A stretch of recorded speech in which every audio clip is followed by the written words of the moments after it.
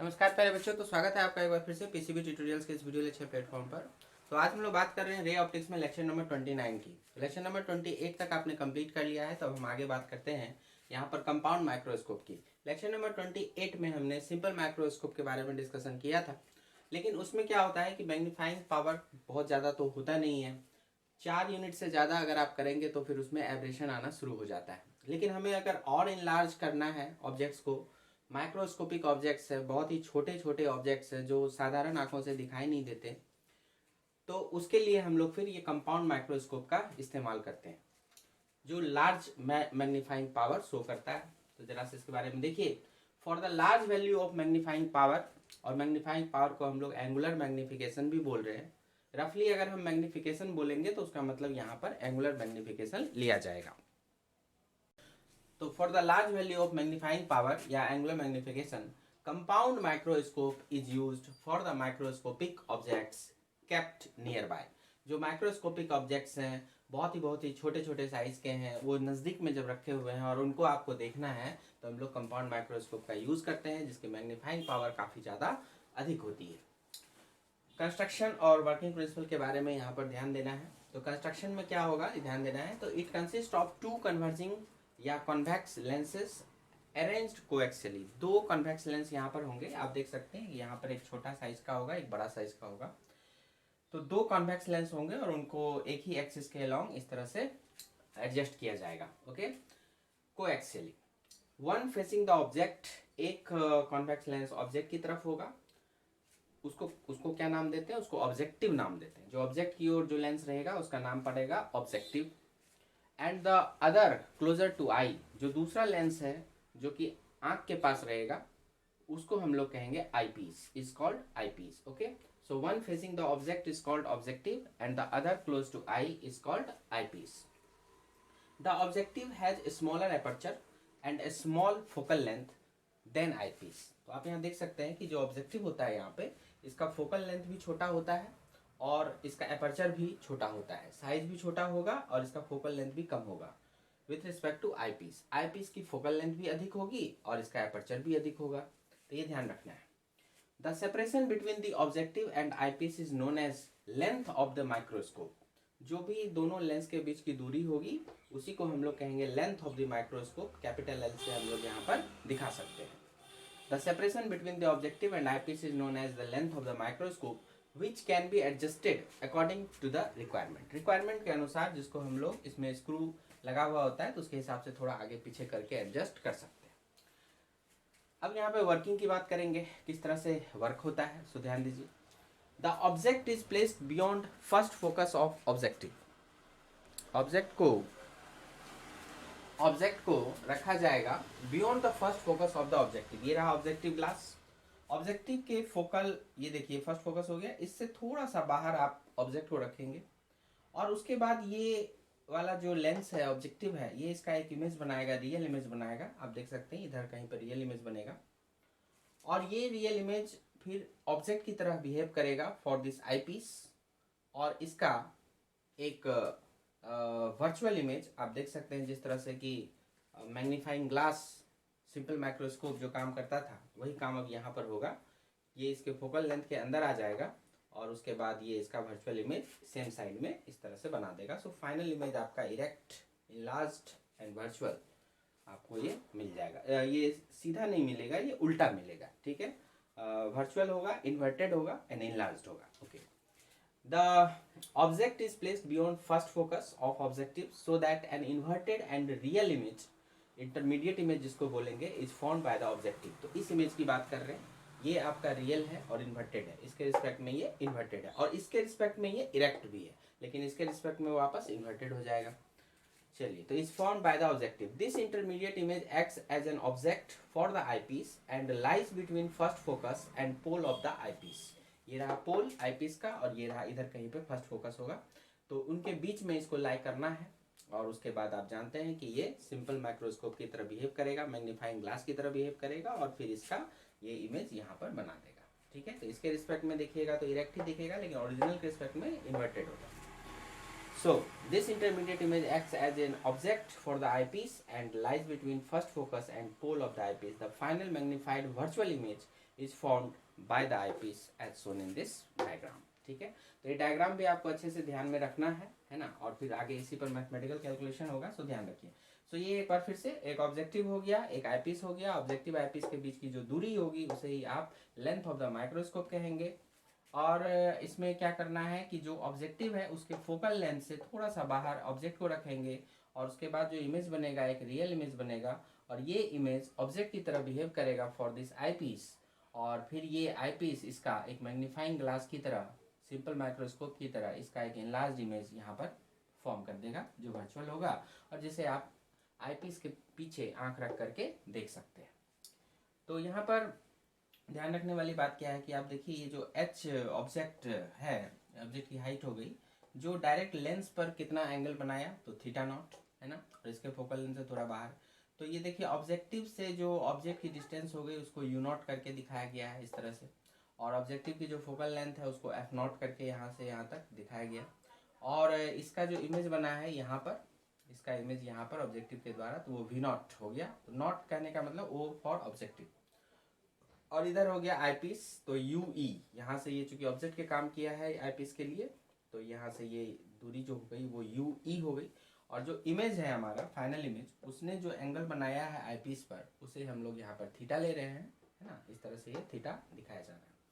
तो ये सारी चीज़ें हो गई। अब इसका हम लोग कुछ मैथमेटिकल कैलकुलेशन करेंगे मैग्नीफाइंग पावर को कैलकुलेट करने में। आगे देखिए जरा। तो आइए बच्चों, इस फिगर को ध्यान में रखते हुए हम लोग कुछ मैथमेटिकल कैलकुलेशन कर सकते हैं यहाँ पे। जैसे थीटा हो जाएगा हमारा एच डैश बाई यू ई। आप देख सकते हैं ये थीटा जो फाइनल इमेज के द्वारा, फाइनल इमेज के द्वारा जो आंखों पर एंगल बन रहा है। तो आंखें हम लोग मान के चलते हैं कि आई पीस के ठीक पीछे रहता है, तो जो आई पीस पे बनेगा वही आंखों पर भी बनेगा। तो यहाँ पर ये जो एंगल आप देख रहे हो इसको आप लिख सकते हो, ये हो गया थीटा, चूंकि बहुत छोटा होगा ये सब, तो थीटा टेन थीटा सब आपस में बराबर होंगे, जैसा सिंपल माइक्रोस्कोप में हम लोगों ने काम किया था। तो theta equal to h dash by ये दूरी हमने यू ई रखी है, तो h dash by u e लिख सकते हैं आप इसको। So h dash by u e हो जाएगा। और थीटा नॉट जो बेसिक डिफिनेशन था विजुअल एंगल का, उसमें माइक्रोस्कोप के लिए वही बताया गया था कि ऑब्जेक्ट को आपको कहाँ पे रखना है, डी डिस्टेंस पे, और उसके बाद जो ऑब्जेक्ट डायरेक्ट आंखों पर जितना एंगल बनाएगा उसी को आप विजुअल एंगल बोलेंगे। सो ये थीटा नॉट हो गया आपका जब आप डी डिस्टेंस पे ऑब्जेक्ट को रखे हुए हैं। तो वही एच हाइट का ऑब्जेक्ट है, तो इसे डी डिस्टेंस पर आंखों से डायरेक्टली दूर पे रखना है, तो थीटा नॉट आपका वही टेन थीटा नॉट के जैसा एच अपॉन डी बन जाएगा। So theta naught is h upon d. तो थीटा नॉट थीटा सब काफ़ी छोटे हैं, so theta equal to tan theta. तो थीटा नॉट हो गया एच बाई डी और थीटा हो गया एच डैश बाई यू। ठीक है, और जो कैपिटल है मैग्नीफाइंग पावर को जो हम लोगों ने डिफाइन किया था माइक्रोस्कोप के लिए, वो इन्हीं थीटा के रेशियो है। सो हो जाएगा m equal to theta upon theta naught, और थीटा की जगह आप रख दो h dash by u e, और थीटा नॉट की जगह रख दो एच बाई डी, और फिर आप एच डैश बाई एच एक साथ रखिए और डी बाई यू ई एक साथ रख दीजिए। अब एच डैश बाई एच को कुछ कह सकते हैं, आप देख सकते हैं, ये देखिए ये एच डैश है और ये एच है। तो ये क्या है कि ये जो आपका ऑब्जेक्टिव है इसके द्वारा linear magnification, height of the image by height of the object, तो उसका लीनियर मैग्निफिकेशन का एक तरह से मैग्नीट्यूड हो गया एच डैश बाई एच। ठीक है, और लीनियर मैग्निफिकेशन को हम लोग इस तरह से भी कह सकते थे, v upon u. So v naught कह देंगे ऑब्जेक्टिव के लिए, यहाँ से यहाँ तक की दूरी वी नॉट, और अपॉन यू नॉट ये ऑब्जेक्ट की distance. So v by u होता है लीनियर मैग्निफिकेशन लेंस के लिए, इसलिए उसको हम लोगों ने यहाँ पे अप्लाई किया, हम लोगों ने यहाँ पे अप्लाई किया। तो v naught by you naught भी आप इसकी जगह लिख सकते हैं, एच डैश बाई एच की जगह v naught by you naught. तो वही चीज़ यहाँ लिख दिया गया, एच डैश बाई एच की जगह v naught by you naught लिख दिया गया, और बाकी डी बाई यू ई तो था ही। तो ये हो गया इन जनरल मैग्नीफाइंग पावर का for the microscope. V naught by you naught, v naught जहाँ क्या हो जाएगा कि ऑब्जेक्टिव के द्वारा जो इमेज बना है इंटरमीडिएट इमेज, वो डिस्टेंस वी नॉट हो गया, और यू नॉट क्या हो गया, तो जो ऑब्जेक्टिव और ऑब्जेक्ट के बीच की दूरी है वो यू नॉट हो गया, और डी हो गया वही 25 सेंटीमीटर, और यू ई हो जाएगा आपका ये वाला जो इंटरमीडिएट इमेज बना है, जो ऑब्जेक्ट की तरह काम करेगा आईपीस के लिए, तो उसकी कितनी दूरी हो गई, वो हो गया आपका यू ई। ठीक है, तो ये सारे मैग्नीट्यूड वाइज आप यहाँ पे निकालेंगे। Magnifying power is always positive, ये ध्यान में रखिएगा। तो सारी वैल्यू को पॉजिटिव टर्म में रखते हुए ही आप यहाँ पे पुट करेंगे और सॉल्व करेंगे।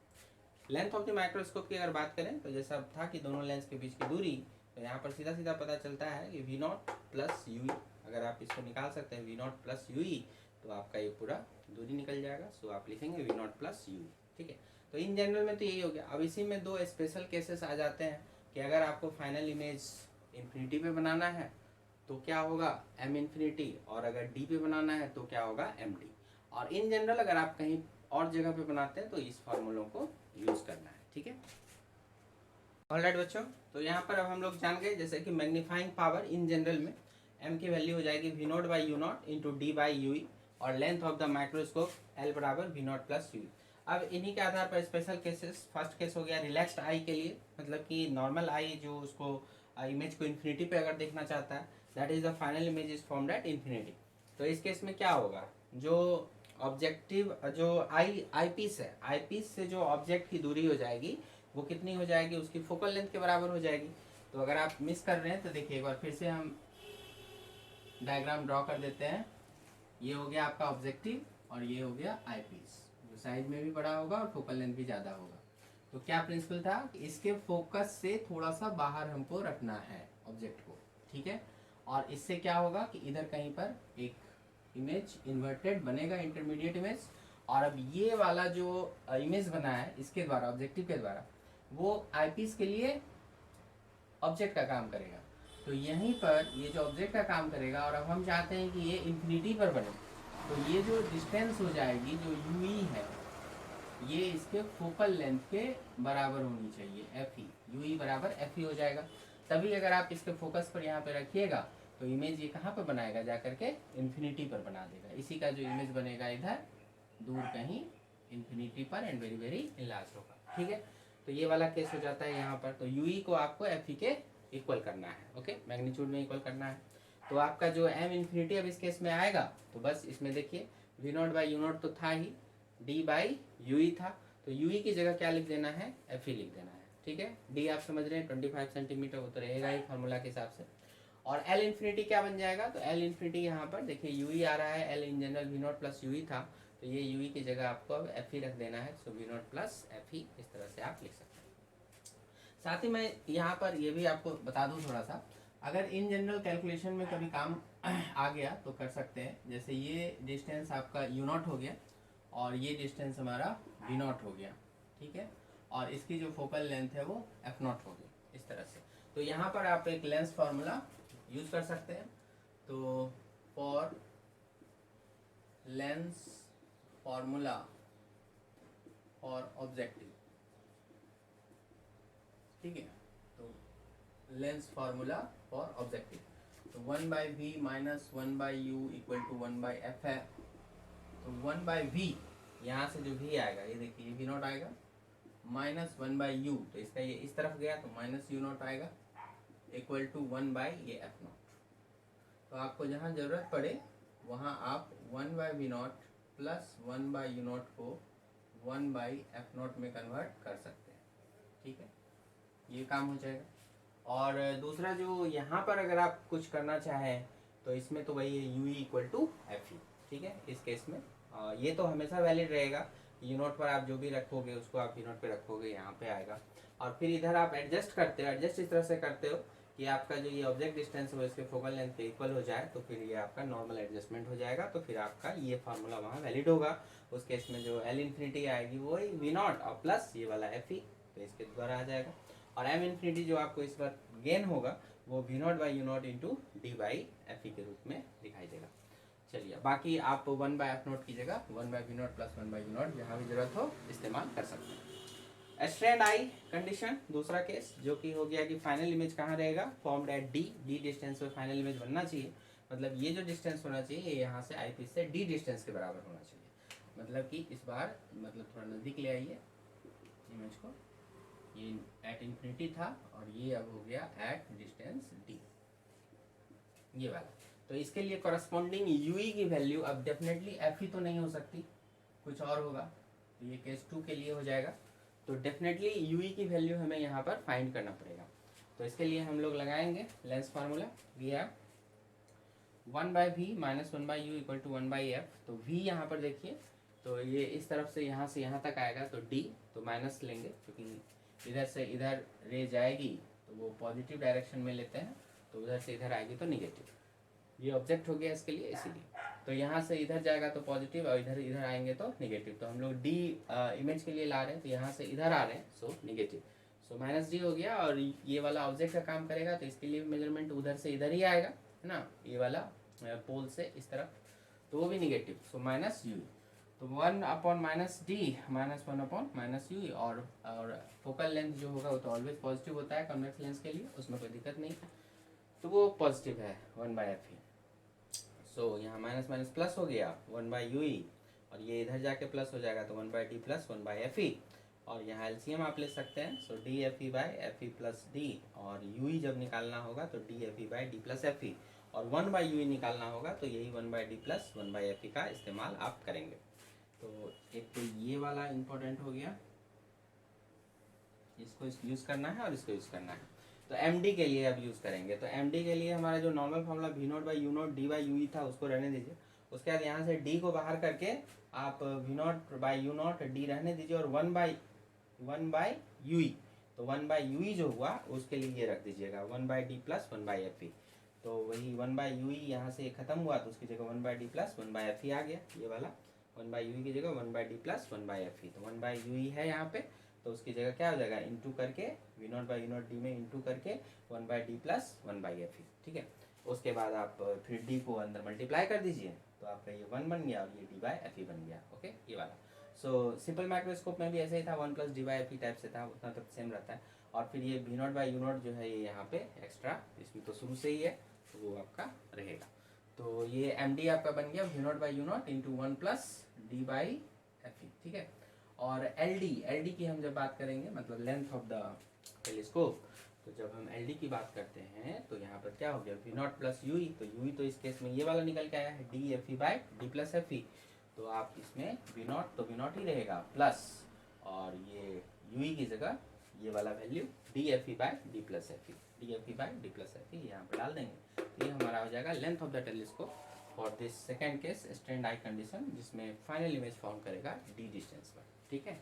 ऑब्जेक्टिव्स ये आई पीस से D डिस्टेंस पर, आँखों से D डिस्टेंस, आँखें यहाँ पर होगी तो आई से डिस्टेंस लीजिए, आई पीस से लेंगे सेम लेंगे।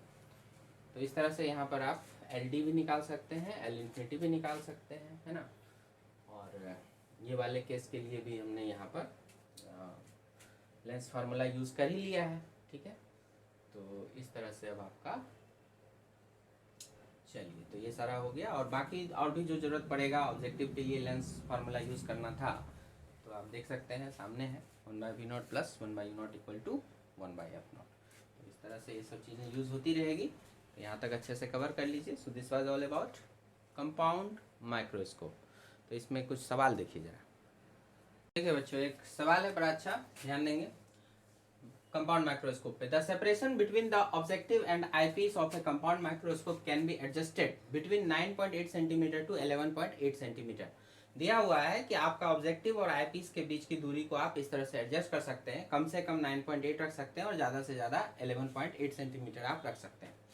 तो अगर आप ऐसा करते हैं तो focal length of the objective और आईपीस आपको दिया हुआ है, focal length of objective is 1 centimetre and eyepiece के लिए 6 सेंटीमीटर रिस्पेक्टिवली। तो कहता है find the range of the magnifying power, मतलब कि एक तो इस लेंथ पर आपको मैग्नीफाइंग पावर निकालनी पड़ेगी और एक इस लेंथ पे मैग्नीफाइंग पावर निकालनी पड़ेगी।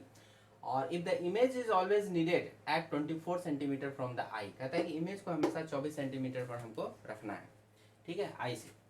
तो चलिए, बहुत सारी बातें हैं यहाँ पर, तो कोई भी स्टैंडर्ड केस नहीं है, एक जनरल केस एनालिसिस है। तो ध्यान दीजिए, आपको m निकालना है और ये ध्यान में रखना है कि जो इमेज की डिस्टेंस है वो हमेशा 24 सेंटीमीटर पर हो।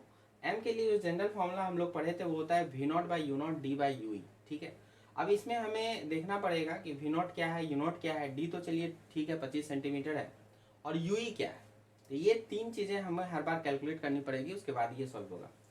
तो क्या दिया हुआ है फर्स्ट केस में, देखिए आईपीस के लिए जब हम काम कर रहे हैं तो हमें कहता है कि आईपीस का 6 सेंटीमीटर का फोकल लेंथ है, और कहता है कि आईपीस से जो दूरी होनी चाहिए इमेज की वो होनी चाहिए 24 सेंटीमीटर। तो वो आपका हो गया यहाँ पर साइन कन्वेंशन के हिसाब से -24। कैसे आपको अगर ये माइनस को समझना हो तो एक बार छोटा सा डायग्राम हम यहाँ पे बना देते हैं। ये ऑब्जेक्टिव हो गया, ये आईपीस हो गया, ठीक है। ये ऑब्जेक्ट हो गया जिसका एक इंटरमीडिएट इमेज यहाँ बना और फाइनल इमेज यहाँ बना, और ये दूरी कहा 24 सेंटीमीटर, और ये दूरी जो हमारी हो जाएगी यही हो जाएगा UE आईपीस के लिए। ये दूरी हमारा कहलाएगा U0, और ये दूरी हमारी हो जाएगी वी नॉट। ठीक है, इसी पर सारा काम करना है। यहाँ पर का जो ऑब्जेक्टिव का जो फोकल लेंथ है एफ नॉट, ये 1 सेंटीमीटर है और ये आई पीस का जो है वो 6 सेंटीमीटर। तो हम लोग अभी आई पीस के लिए काम कर रहे हैं, तो कहता है 6 सेंटीमीटर और वी हो गया -24, क्योंकि वी जो यहाँ से यहाँ तक की दूरी होगी यही होगा हमारा वी। तो आप देख सकते हैं उधर से इधर मेजरमेंट करना है तो ये नेगेटिव साइन के साथ आएगा। ठीक है, तो -24 इस तरह से चला गया। अब लेंस फार्मूला आप लिखिए 1/v - 1/u = 1/f। तो 1/v के लिए तो -24 आ गया और 1/u के लिए देखिए वो भी उधर से नेगेटिव ही आएगा, सो -ue और ये भी माइनस था ही और इक्वल टू 1/f। f तो उसका 6 था, वो 6 रखा। इसको आप सॉल्व करेंगे और यहाँ से ue प्राप्त करेंगे। तो ये देखिए माइनस प्लस हो चुका है यहाँ पे, 1/u ये इधर जाएगा तो इधर जाके प्लस कर देगा और 1/u इज 5/24। तो सो ue आप पलट के निकालिए तो 24/5 4.8 सेंटीमीटर आ जाएगा। तो आपको ये इस केस में क्या मिल गया, ue मिल गया। ठीक है, तो ue मतलब कि ये कहाँ पर आपका जो इंटरमीडिएट इमेज है उसकी दूरी क्या होगी आई लेंस से, आई पीस से, तो वो हो गया 4.8 सेंटीमीटर। अब आप इसमें लेंथ उठा करके देखिए कि फर्स्ट टाइम जो लेंथ था आपका 9.8 सेंटीमीटर था। तो अगर 9.8 सेंटीमीटर की लेंथ यहाँ से टोटल होती है और यूई आपको निकल जाता है तो वी नॉट देखिए कैसे निकलेगा, बस उस लेंथ में से यूई को हटा देंगे, वी नॉट निकल आएगा। तो वही काम किया गया है कि वी नॉट निकालने के लिए 9.8 की लेंथ माइनस 4.8, तो ये कितना बन गया 5 सेंटीमीटर। इसका मतलब है कि फर्स्ट केस में यहाँ से यहाँ की दूरी 5 सेंटीमीटर हो गई। अब ये अगर 5 आ गया और फोकल लेंथ मालूम है तो आपको यू नॉट मिल जाएगा। तो आप करस्पॉन्डिंग यू नॉट निकालने के लिए इक्वेशन लिखिए 1/v - 1/u = 1/f।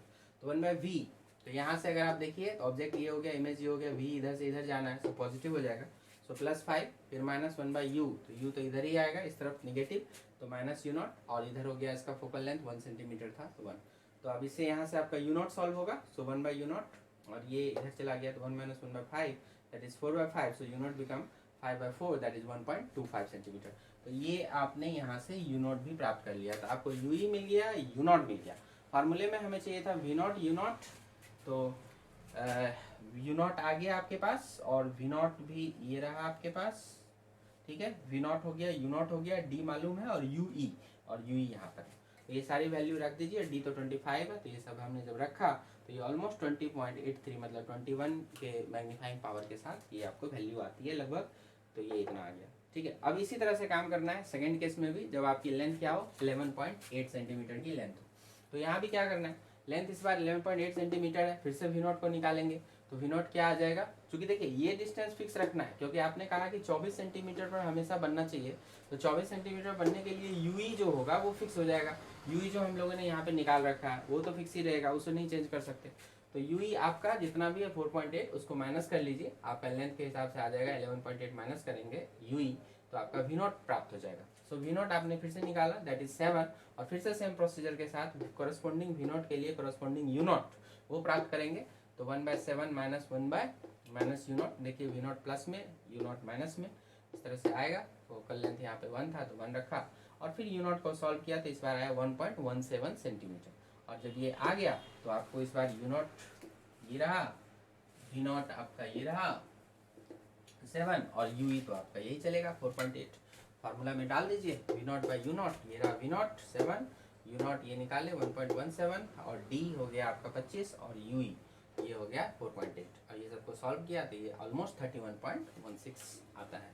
तो कह सकते हैं रेंज जो इसका जाएगा 20.832 लेकर के 31.16, इतना टाइम मैग्नीफाई कर देगा वो। ठीक है, तो ये जनरल क्वेश्चंस था, तो थोड़ा सा प्रोसेस के साथ देख लीजिए, अच्छे से कर लीजिए, फिर आगे बढ़ेंगे।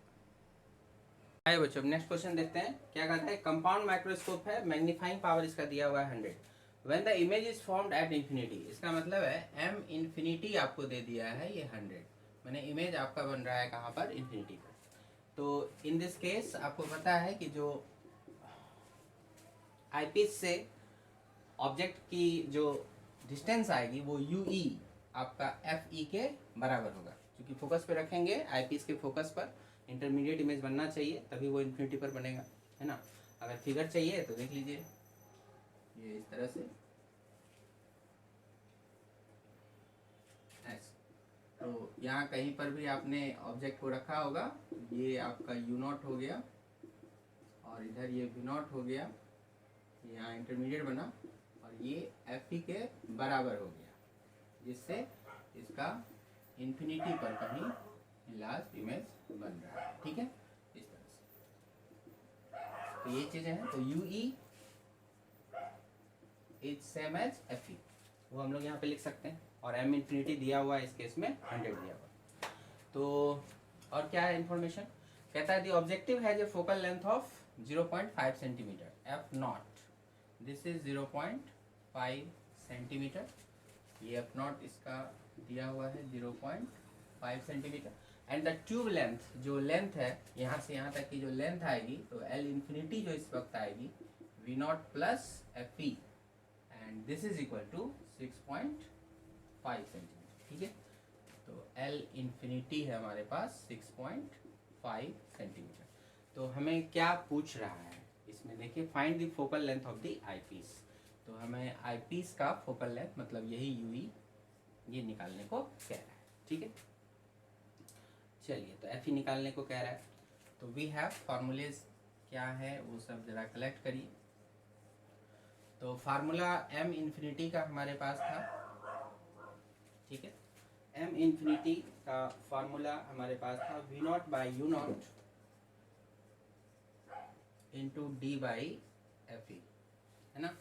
अगर आपको याद हो ये फार्मूला था v naught by you naught d by f e. तो एम इन्फिनिटी की वैल्यू दे रखी है इसने, चलिए यही लिखते हैं। तो ये 100 हो गया। वी नॉट, तो वी नॉट तो अभी नहीं पता हमें, वी नॉट कुछ ना कुछ होगा, और यू नॉट भी नहीं पता, बस ये 25 पता है, और एफ ई तो निकालना ही। तो कहने का मतलब हुआ v naught by you naught f e equal to 4। चलिए इसे एक इक्वेशन कर लीजिए। दूसरी बात, हम लोग लेंथ वाइज वो देख सकते हैं एल इन्फिनिटी। तो लेंथ ऑफ द माइक्रोस्कोप है that was v naught plus f e.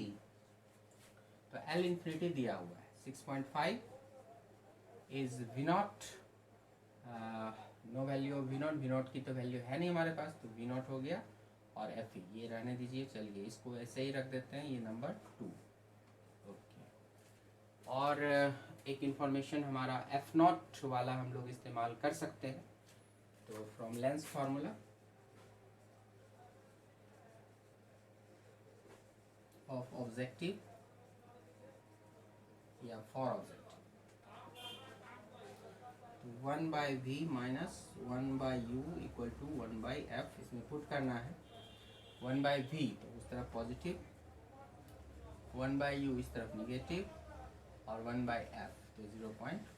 तो 0.5 है तो इसे 2 लिख दीजिए, और फिर इधर हो गया 1 by v naught plus 1 by you naught equal to 2, ठीक है। ये हमारा, चलिए तीसरा इक्वेशन हो गया। तो आप देख सकते हैं कि 3 इक्वेशन है हमारे पास, 1, 2 एंड 3, और अननोन को काउंट करिए तो यू नॉट, वी नॉट और f e, u naught, v naught और एफ ई, यही 3 अननोन है, 3 इक्वेशन। तो 3 अननोन्स एंड 3 इक्वेशंस, ठीक है।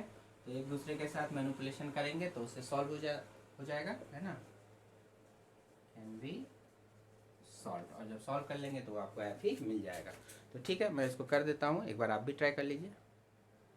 देखिए बच्चों, तो यहाँ पे आराम से काम कर सकते हैं हम लोग। तो मैंने क्या किया है कि क्वेश्चन नंबर 3 में वी नॉट को मल्टीप्लाई कर दिया, ठीक है। याद रहे हमें एफ ही निकालना है, तो वी नॉट और यू नॉट को हटाना पड़ेगा। तो सबसे पहले हमने क्या किया, इक्वेशन नंबर 3 में वी नॉट को मल्टीप्लाई कर दिया। उससे क्या हो गया कि यहाँ वी नॉट मल्टीप्लाई करेंगे तो 1 plus v naught by you naught into 2 v naught हो जाएगा, तो वो हमने यहाँ लिख दिया। अब v naught by you naught को हम देखो यहाँ से सब्स्टिट्यूट कर सकते हैं नंबर 1 से। V naught by you naught बन जाएगा 4 टाइम्स एफ ई, तो हमने v naught by you naught को 4 टाइम एफ ई लिख दिया।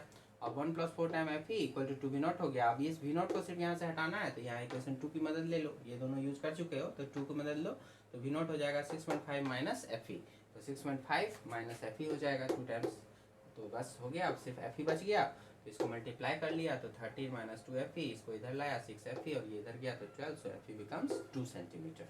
तो आपका इस तरह से जवाब आ जाता है, एफ ई 2 सेंटीमीटर हो जाएगा। तो इस तरह से आप कंपाउंड माइक्रोस्कोप के लिए सवाल को देख समझ सकते हो। देखो ध्यान से इनको, फिर आगे बढ़ेंगे। तो देखिए बच्चों, यहाँ पर और कुछ ऑब्जेक्टिव सवाल भी है कंपाउंड माइक्रोस्कोप से, अक्सर पूछा जाता है एग्जाम में, सो देख लीजिए। जैसे पहला क्वेश्चन इस तरह का आ सकता है, ए compound microscope has 2 lenses, 2 lenses दिए हुए हैं। The magnifying power of one is 5 and the combined magnifying power is 100। The magnifying power of the other lens. तो कभी भी इस तरह का अगर क्वेश्चन आए तो सीधा सीधा ये फॉर्मूला यूज करिए। जैसे लेंसेज सीधे सीधे कॉम्बिनेशन में लगे होते हैं तो जो मैग्नीफाइंग पावर होते हैं मैग्निफिकेशन को मल्टीप्लाई करते जाते हैं, ठीक है। तो जो m आएगा नेट वो आप इस तरह से m ऑब्जेक्टिव इंटू m आई पीस इस तरह से लिख सकते हैं, ओके। अब इसी में आपको दिया हुआ है कि कंबाइंड का क्या है वो 100 है और एक मैग्नीफाइंग पावर 1 is 5, तो अदर पूछ रहा है तो हो गया आपका अदर। तो इस तरह से आप निकाल सकते हैं सीधा सीधा, इसमें कहीं कोई ज़्यादा दिमाग नहीं लगाना। 2 लेंस हो, 3 लेंस हो, 4 लेंस हो, लगातार दिया हुआ रहेगा, सभी के मैग्नीफिकेशन को इंटू करते जाइए, वही ओवरऑल मैग्नीफिकेशन आपका कहलाता है, ठीक है। ऐसे ही ये क्वेश्चन पढ़िए, ये क्वेश्चन पढ़िए और इसको सॉल्व करने की कोशिश कीजिए। चलिए बच्चों देखते हैं नेक्स्ट क्वेश्चन। कहता है the length of the compound microscope is 14 centimetre. The magnifying power for relaxed eye जैसे ही बोल दिया मतलब image will be at infinity, मतलब m इन्फिनिटी की वैल्यू दिया हुआ है 25, तो m इन्फिनिटी 25 लिख दीजिए और इसका मतलब ये l इन्फिनिटी है तो इस केस में लेंथ वो 14 सेंटीमीटर।